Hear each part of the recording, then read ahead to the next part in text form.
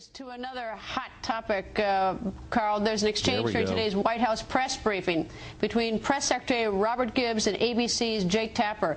Tapper says, "It's escaped none of our notice that the White House has decided in the last few weeks to declare one of our sister organizations not a news organization and to tell the rest of us not to treat them like a news organization.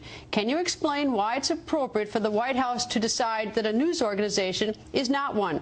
Gibbs replies, "Jake, We render an opinion based on some of their coverage and the fairness of that coverage."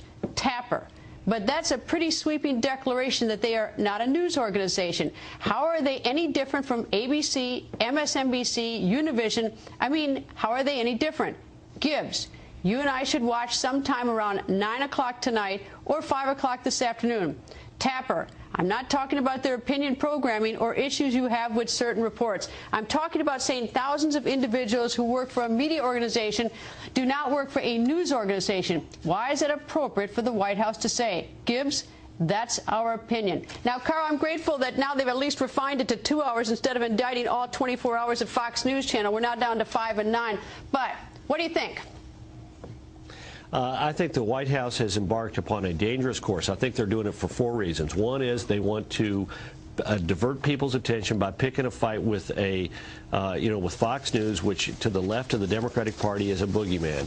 But second of all, I think they do want to send a signal across the bow of other journalists to say, don't follow what Fox is doing. If Fox comes up with a story about Acorn, don't follow it. If Fox comes up with something in the evening news broadcast or during its daytime news programming, and Fox is following that story, you better not follow it or we'll tarnish you with the same brush. And third, they're sending a signal to journalists that that they're going to make no distinction between the opinions that are voiced on the opinion part of a news channel and what the news coverage is. And that's a very damning thing. I mean, imagine what would have happened if President Bush had said, you know what, I'm going to call NBC not a news organization because, well, MSNBC has some ugly left-wing opinion programming. I mean, people would go nuts. What would happen if somebody said, you know what, the people who are working for the New York Times are not journalists because on the opinion page of the New York Times, there are very liberal journalists and very liberal editorials. I mean, people would be up in arms. This is a bully.